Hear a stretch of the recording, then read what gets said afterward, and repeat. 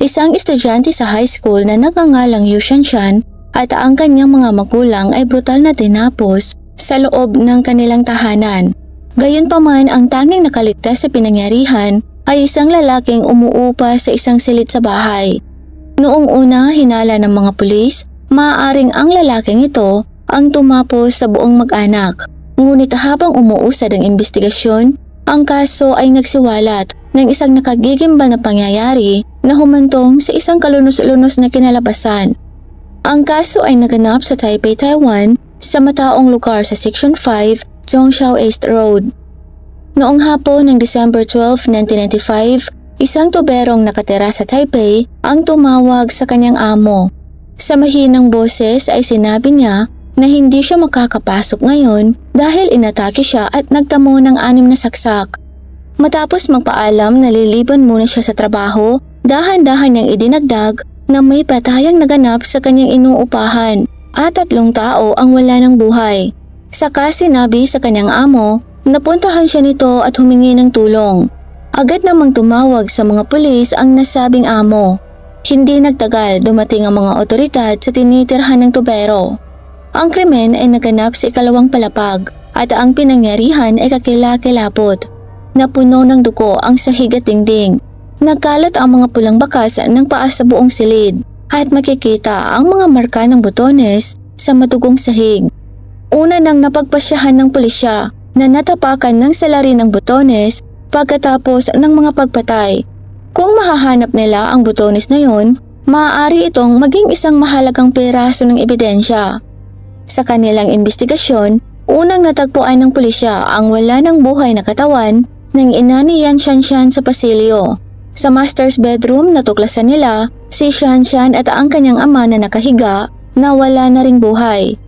Batay sa mga sukat ay malinaw na ang salarin ay may matinding galit sa pamilya. Ang ina ay sinaksak ng 22 beses, ang ama ay 9 beses at si Shanshan ay 20 beses. Ang partikular na nakakabahala ay ang katotohanang ang liig ni Shanshan ay halos maputol na sa kanyang katawan. Iminungkahi ng pagsusuri sa pinangyarihan ng krimen na ang salarin ay malamang na pumasok sa bahay sa pamamagitan ng isang bintana. Walang ninakaw na mahahalagang gamit. Ipinapahiwatig na ang pangunahing layunin ng salarin ay ang tapusin ang buong pamilya.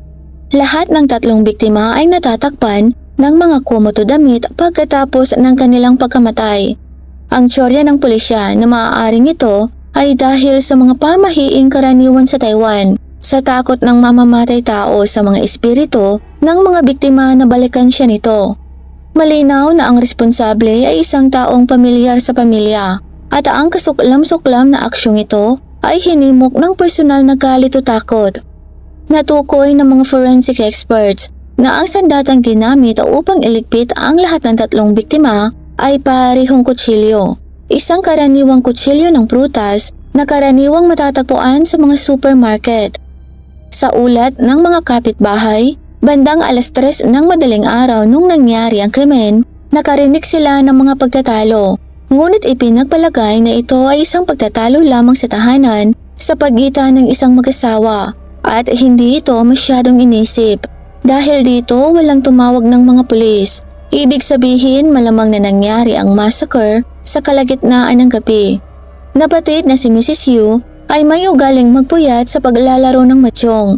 Sa araw ng krimen, sinunod niya ang kanyang nakagawiang gawain. Naglalaro ng mahjong hanggang hapon bago tumungo sa palengke para bumili ng mga pagkain. Pag-uwi niya 4:00 na ng hapon. Ang nakakatakot na bahagi ay ang salarin ay hindi kapani-paniwalang matapang. Matapos tapusin ng 2 tao, nagtago siya sa bahay sa loob ng 13 oras, naghihintay para ubusin ang buong pamilya. Dahil sa sitwasyong ito, espekulasyon ng pulisya na ang responsable ay may sama ng loob kay Mrs. Yu o kilala ang pamilya upang matiyak na ubos na silang lahat bago tumigil. Sa alinmang kaso, ipinahiwatig nitong ang salarin ay pamilyar sa pamilyang Yu.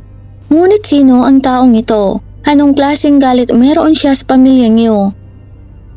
Sa katunayan, sa pamamagitan ng pagsisiyasat sa background ng mga biktima, Mabilis nilang na-narrow down na ang listahan ng mga pinaghihinalaan.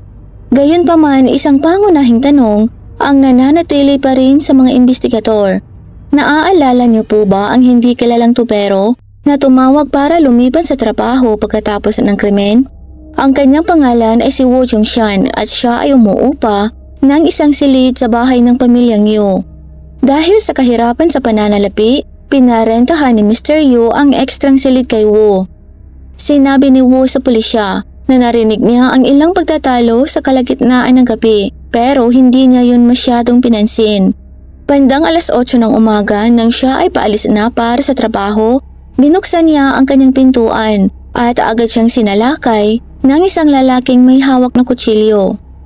Nakipagbunos si Woo sa umatake at nagtamo ng 6 na saksak na dumudugo ng husto. Sa kabutihang palad bilang isang dating sundalo na may malakas na katawan, nagawa ni Woo na disarmahan ng umaatake pagkatapos lamang ng maikling pakikibaka. Noong una, naisipan niyang tapusin ang lalaki bilang ganti, ngunit pinigilan siya ng kanyang makatawirang pag-iisip. Sa halip ay nilaslas niya ang mukha ng umatake. Parehong nasugatan at pagod ang dalawa pagkatapos ng laban. Pagkatapos ay nakipag-usap si Woo sa umaatake at sinabing wala naman silang personal na alitan, kaya bakit niya yon ginagawa sa kanya. Sinabi niya sa salarin na itigil na lang nila ang laban at papasok na lang siya ulit sa kanyang kwarto. Saka sinabi sa salarin na umalis na ito kaagad. Paatras na pumasok si Woo sa kanyang silid, inilak ang pinto at kinuha ang kanyang mga kagamitan sa pagkukumpuni upang ipagtanggol ang kanyang sarili, sa takot na baka pasukin siya ng salarin. Sa bintana ng bentilasyon, nakikita ni Woo ang salarin sa sala. Bandang 4:00 ng hapon, narinig ni Woo ang pag-uwi ni Mrs. Yu. Sinundan ng marahas na pagkikibaka, hiyawan at desperadong paghingi ng tulong. Pagkatapos ay katahimikan, kaya't ipinagpalagay niya na wala na rin si Mrs. Yu. Matapos maghintay ng ilang sandali, sa wakas ay nagkaroon ng lakas ng loob si Woo na tawagan ng kanyang amo para sabihin dito na hindi siya makakapasok at para na rin humingi ng tulong. Nang dumating ang mga pulis sa pinangyarihan, nalaman nilang nakalak ang inuupahang kwarto ni Woo. Matapos tawagan ng isang locksmith para buksan ang pinto, natuklasan nila ang mga mansya ng dugo sa loob kasama ang may dugong kutsilyo ng prutas. Gayunpaman, ang patotoo ni Woo ay nagbangon ng ilang katanungan para sa pulisya.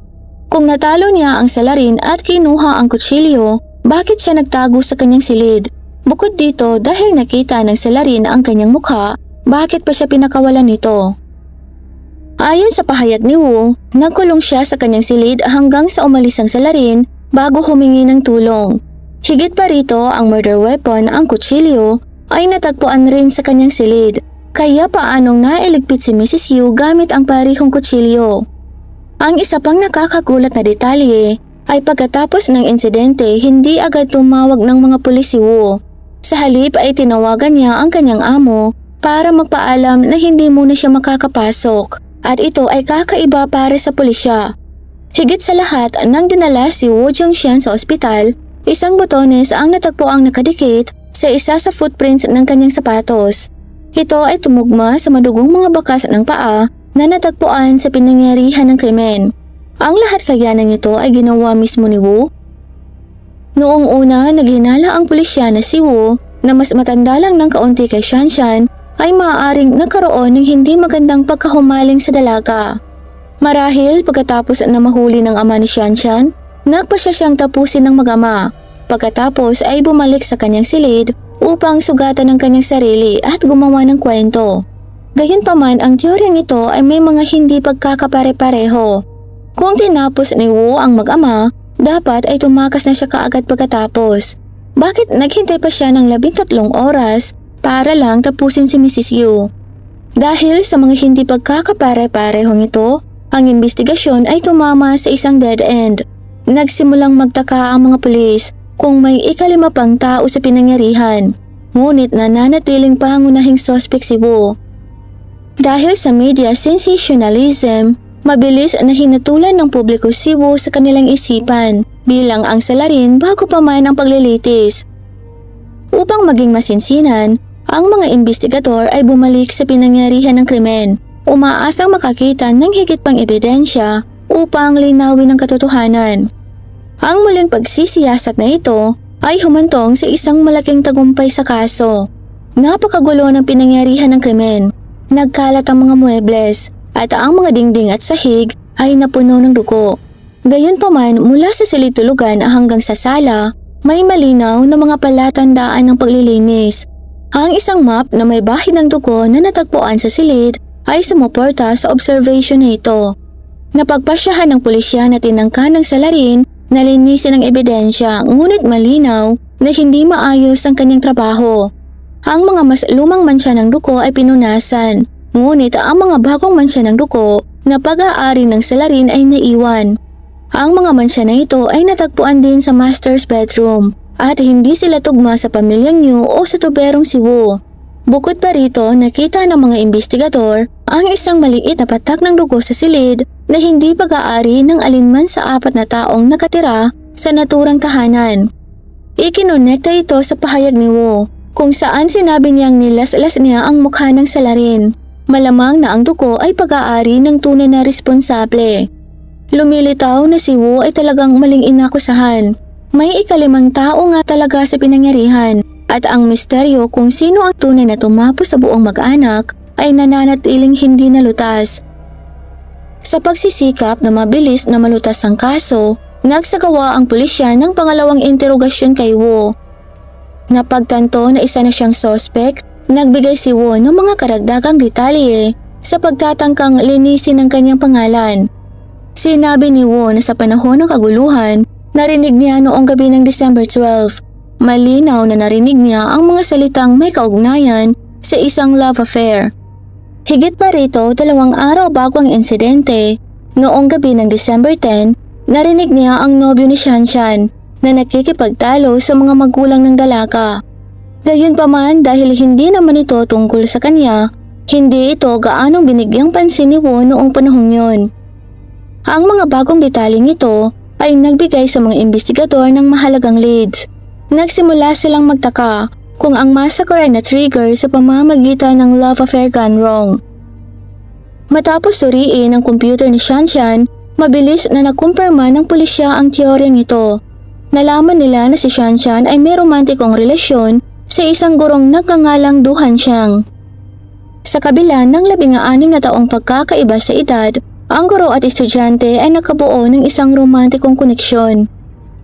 Sa diary ni Shanshan, may mga tala at impormasyon na may kaugnayan sa gurong ito. Kinumpirma ng mga panayam sa mga kaklase at katrabaho ni Shanshan na ilang taon nang magkasintahan ng dalawa. Sinabi rin nila na nang matuklasan ng mga magulang ni Shanshan ang relasyon, mahigpit silang tutol dito. Ang oposisyong kaya na ito ang nagtulak kay Hancheng na gumawa ng ganitong kabrutal na massacre?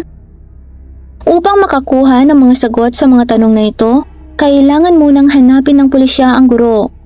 Agad silang pumunta sa paaralan kung saan ito nagtuturo at nalamang si Hancheng ay lumiban sa trabaho noong araw mismo ng insidente. Kinabukasan, pumasok siya sa trabaho na may nakikitang sugat sa mukha. Nang tanungin tungkol dito, sinabi ni Hancheng na ang pinsala ay resulta ng isang aksidente sa daan at isang kasunod na alitan sa kabilang partidong sangkot. Ang detalyeng ito ay tumugma sa kung ano ang inilarawan ni Woo sa kanyang interogasyon. Ngunit hindi nagtagal, humiling si Hancheng ng 1 linggong bakasyon mula sa paaralan. Nang maramdamang nasa tamang landas sa mga ito, nagmadali ang mga investigador na puntahan ang tirahan ng guro.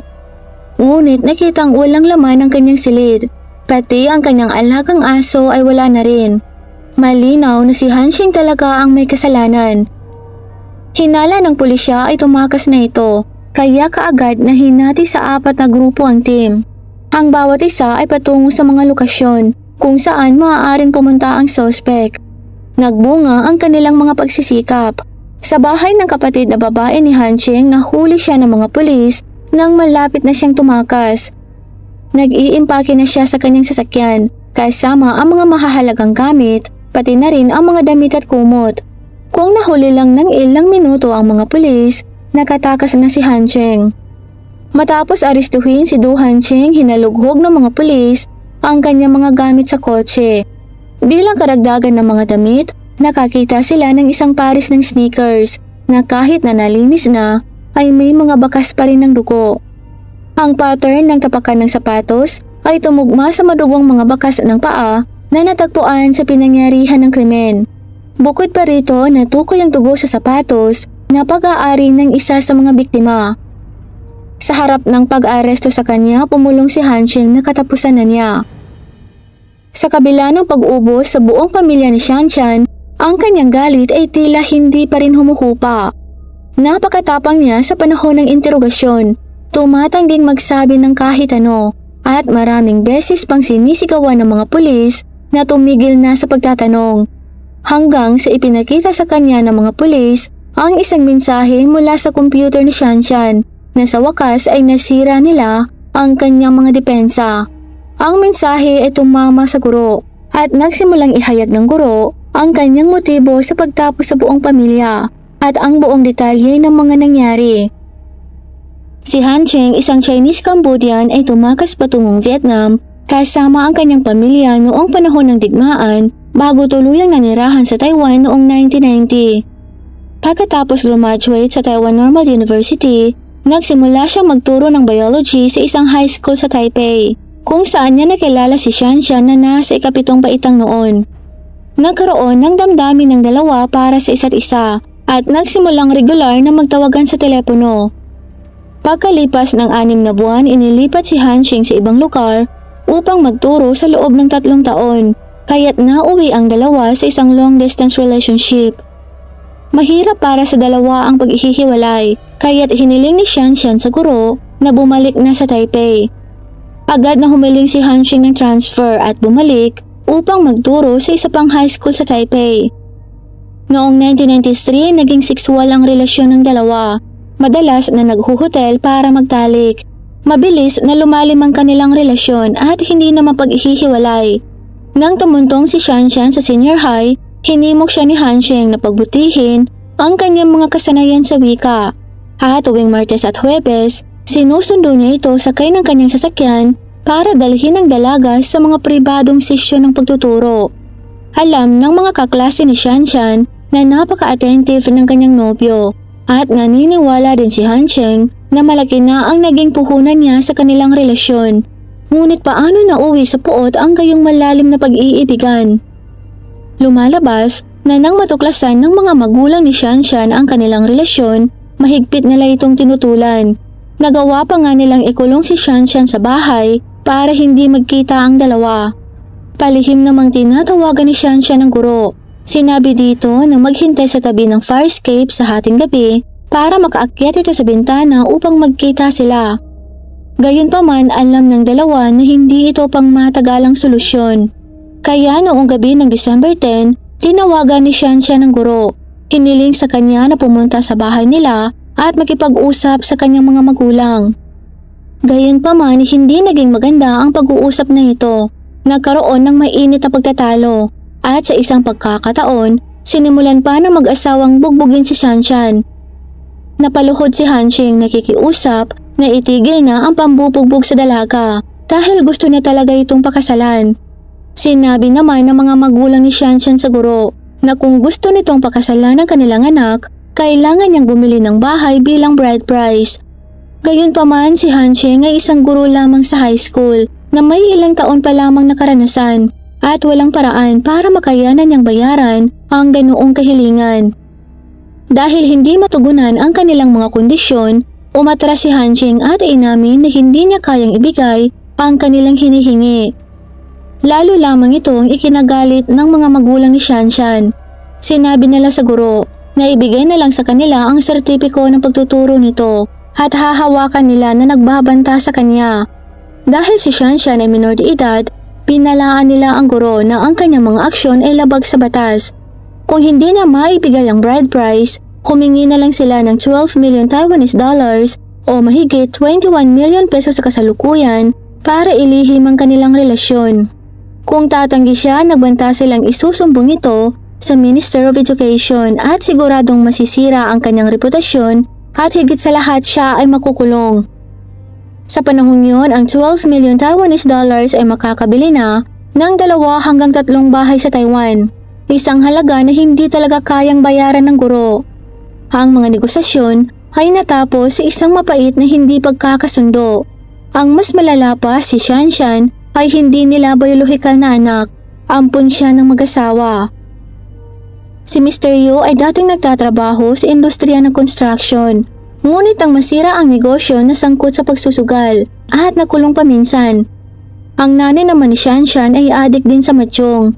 Wala sa mag-asawa ang may matatag na trabaho at madalas silang humiram ng pera para magsugal. Inaasahan nilang balang araw ay maaari silang kumita sa kanilang inampun na anak. Para kay Hancheng, ang kanilang mga aksyon ay hindi naiiba sa pagbebenta ng kanilang anak. Habang iniisip niya ito ay lalo siyang nagagalit. Isa lang siyang guro sa high school. Gayunpaman, ang sakim na pamilyang ito ay tinatrato siyang parang tupang kakatayin. Hindi nagtagal ay umabot din ang galit niya kay Shanshan. Sa panahon ng pagkikipag-usap niya sa mag-asawa, nadama niyang hindi sinubukan ni Shanshan na pigilan ang mga kahilingan ng kanyang mga magulang at hindi man lang siya nito ipinagtanggol. Sa araw ng insidente, nagkaroon ng huling tawag sa telepono ang magkasintahan. Sa pag-uusap na tumagal ng mahigit 1 oras, sinabi sa kanya ni Shanshan na kahit makakuha siya ng pera, hindi pa rin papayag ang kanyang mga magulang sa kanilang kasal. Sa huli, napagkasundoan nilang magkita mamayang gabi sa eskinita sa likod ng bahay ni Shanshan. Nakaramdam ng sama ng loob at galit, ibinaba ni Hanching ang tawag at pumunta sa isang supermarket kung saan bumili siya ng kutsilyo. Determinado na tapusin ang lahat kasama ang pamilyang Yu. Sinundan niya ang landas na binanggit ni Shanshan. Umakyat sa pangalawang palapag ng bubong at palihim na pumasok sa bahay ni Shanshan sa bintana ng kusina.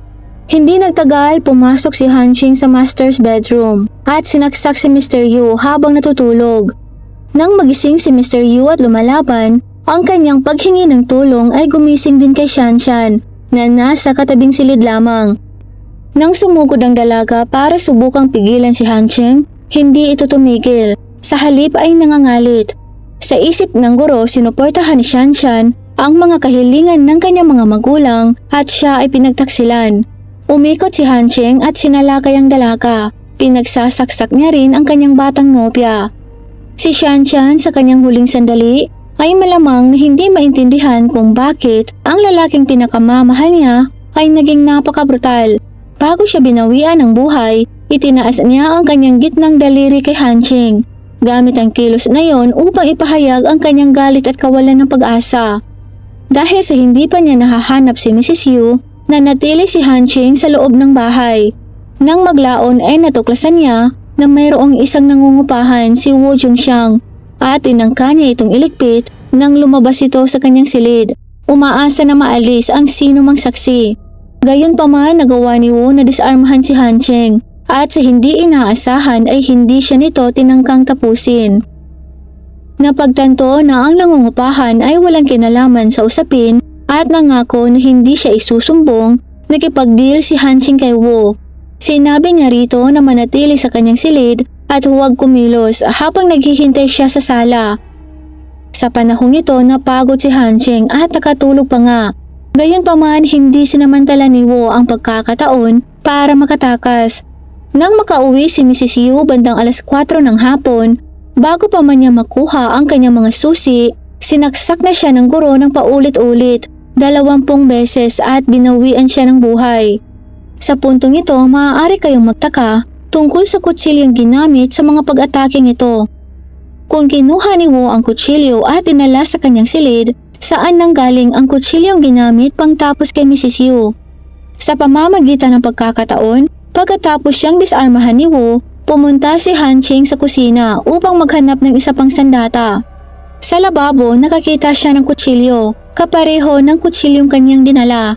Kaya kung tutuusin, 2 kutsilyo ang ginamit sa krimen. Magkapareho sa laki, lapad at haba. Kaya't ang misteryong ito ay nalutas na at malinaw na ang lahat ngayon. Ngunit ano naman ang tungkol sa mensahe sa computer ni Shanshan na sa wakas ay napabagsak sa mga depensa ni Hanching? Noong una, akala niya ay pinagtaksilan siya ni Shanshan at pumanig sa kanyang mga magulang. Ngunit ito ay naging isang malagim na hindi pagkakaunawaan ni hindi siya pinagtaksilan ng kanyang nobya.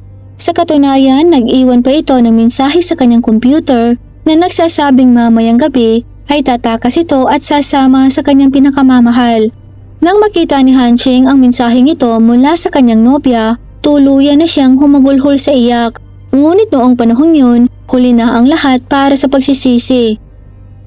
Marahil sa pagod sa pagtatago sa loob ng ilang araw, kasama ng nakukulong na mga emosyon, ang naging dahilan upang hindi siya makatulog ng mahimbing. Matapos ipagtapat ang lahat, nakatulog si Hancheng sa sofa sa istasyon ng pulisya na naging dahilan para makaramdam ng kaunting awa sa kanya ang mga naroroong mga pulis. Ang galit at emosyonal na kaguluhan ni Hancheng ay nagresulta sa pagkawala ng 3 tao at pagkasugat sa isa pa. Sa huli, kinailangan niyang bayaran ang pinakamataas na halaga para sa kanyang kakilakilabot na krimen. Noong 1998, hinatulan ng Korte Suprema ng bitay si Hancheng at ang pagbitay ay ginawa ng mabilis. Marahil kahit hanggang sa sandali ng kanyang pagbitay, patuloy na umaalingaw sa isipan ni Du Hancheng ang baluktot na pag-ibig at puot mula sa masamang relasyong ito. Kung nakapagbigay lang sana siya ng higit na pasensya sa simula o nabuksan ang kanyang puso para pag-usapan ang mga bagay-bagay kay Yu Shanshan, marahil ang trahedyang ito ay naiwasan.